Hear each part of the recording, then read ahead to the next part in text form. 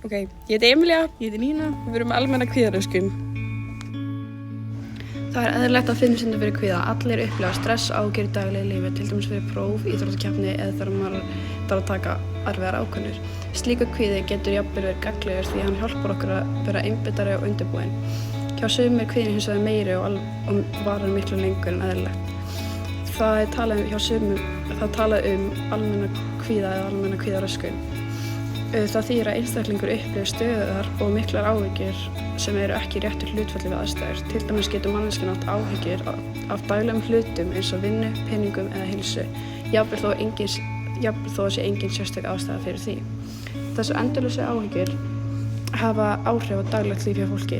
Þær geta gert fólki erfitt fyrir að einbeita sér, sofa eða slaka á. Margir finna líka fyrir líkamlegum einkennum eins og spennu í vöðvum, magaverkjum eða hjartslætti, ólíkt eðlilegum kvíða sem er tímabundinn og getur almenn kvíðaröskun varað í mánuði eða ár. Rannsóknir sýna að almenn kvíðaröskun byrjar oft á unglingsárum eða upp á fullorðinsárunum. Hún er líka algengari hjá konum eða körlum og getur verið sérstaklega áberandi á tímum eins og meðgöngu eða eftir barnsburð. Þetta bendir líka til líkamlegra og félagslega þætti geti haft áhrif á þróun kvíðaröskunar. Áhrifaþættir almenna kvíðaröskunar. Kvíði getur orsakast af mörgum mismunandi þáttum sem tengjast bæði líkamlegum og sálfræðilegum þáttum. Líffræðilegu þættirnir skipta miklu máli. Rannsóknir hafa sýnt á að kvíði getur verið arfgengur. Það þýðir að ef foreldrarnir eða nánir ættingjar glíma við kvíða er líklegri að aðrir í fjölskyldunni upplifa hann líka. Breytingar í heilanum og taugaboðefnum svo sem serótóníni og dópamíni geta einnig haft áhrif á það hvernig við upplifum og stjórnum tilfinningum okkar.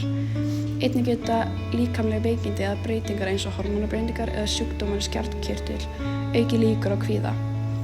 Sálfræðilegir þættir hafa líka veruleg áhrif. Hugsanir okkar og viðhorf skipta miklu máli. Ef einstaklingur á það til að búast alltaf við hinu versta getur það aukið kvíðann. Reynslan af fortíðinni skiptir einnig máli. Sérstaklega ef við höfum lent í áföllum eða erfiðum aðstæðum sem hafa markað okkur. Persónuleiki manneskju skiptir líka máli, til dæmis ef þeir sem eru mjög feimnir, viðkvæmir eða með mikla fullkomna áráttu eru líklegir til þess að upplifa kvíða. Félagslega þættir hafa mikil áhrif á það hvort kvíði þróast og hvernig hann breytist. Uppeldi og fjölskylduaðstæður skipta þar miklu máli. Ef barn elst upp við ofverndun þar sem því er lítið treyst til að takast á við aðstæður sjálft eða ef á það eru settar miklar kröfur getur það aukið kvíðahníð. Samskipti við jafnaldra eru líka lykilatriði.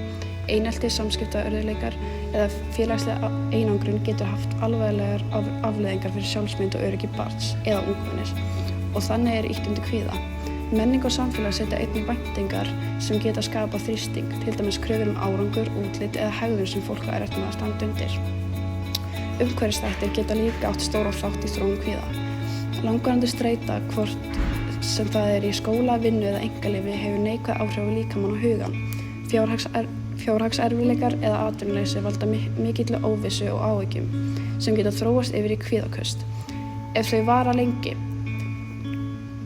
áföll eins og slys, missir á ástvinum eða skilnaði er einnig sérstakir og sterkir áhrifaþættir sem geta valdið mikið á vanlíðan og kveikt eða aukið kvíða. Eitt af því sem einkenni kvíða eru líkamleg og andleg einkenni sem geta haft mikil áhrif á daglegt líf. Margir sem glíma við kvíða finna fyrir eirðarleysi og upplifa sig sífellt á tánum eins og þeir geta aldrei slakað almennilega á. Þeir verða líka oft þreyttir jafnvel þótt þeir hafa ekki gert mikið. Einbeitingin getur orðið erfið og sumir lýsa því að hugurinn verður alveg tómur ef þeir reyna að einbeita sér. Það getur leitt til þess að fólk nái sér verr í námi eða starfi. Pirringur er einnig algengur fylgifiskar kvíðans, þar sem stöðug spenna og áhyggjur geta gert manneskju fljótt reiða. Og líkamleg einkenni koma líka fram. Algengast er vöðvaspenna, til dæmis í öxlum, hálsi eða baki, sem veldur óþægindum og jafnvel verkjum. Að auki upplifa margir svefntruflanir, annaðhvort á erfitt með að sofna, vakna oft nóttina eða fá svefn sem veitir ekki næga hvíld. Þessi einkenni birtast oft saman og styrkja hvert annað sem gerir það verkum að kvíðinn heldur áfram að hafa áhrif á bæði líkama og huga. Atferlissjónarmið lítur á kvíða sem lærða hegðun. Einstaklingur getur lært að tengja ákveðna aðstæður við ótta, kvíða og forlast aðstæður. Sálgreiningarsjónarmið kvíði afleiðing af ómeðvituðum átökum, hvötum eða innri togstreitu. GAD getur verið birtingarmynd bældur ótta eða áfalla og barnæsku. Hugrænt sjónarmið kvíði tengdur skekktum hugsunarmynstrum. Einstaklingur með GAD hafa tilhneigingu til að ofmeta hættur eða vanmeta eigið bjargráð. Líffræðilegt sjónarmið. GAD tengist erfðum, boðefnum í heila og starfsemi taugakerfisins. Rannsóknir sýna ójafnvægis, serótíni og nóradrenalíni. Áföll og langvarandi streita getur breytt líffræðilegri svörun. Það til nokkur sjónarhorn í sálfræði sem útskýra kvíði og þá sérstaklega almenn kvíðaröskun getur myndast og viðhaldist. Atferlissjónarmið lítur á kvíða sem hegðun sem einstaklingur hefur lært. Þýðir að manneskja sem getur tengt ákveðna aðstæður við ótta eða kvíða, jafnvel þó að þær séu ekki hættulegar í raun. Í tímanum getur hún byrjað að forðast þessar aðstæður til að losna við óþægindin, en með því styrki kvíðinn enn frekar. Sálgreiningarlega sjónarmið sem á rætur sínar í kenningum Freuds leggur áherslu á dulvitunda. Það er kvíði talinn vera afleiðing innri togstreitu eða átaka sem einstaklingur ekki meðvitaður GAD gæti þá verið birtingarmynd bældur ótta eða áfalla sem eiga sér rætur í æsku. Slíkar bælingar brjótast fram síðar í lífinu sem stöðugar áhyggjur og vanlíðan.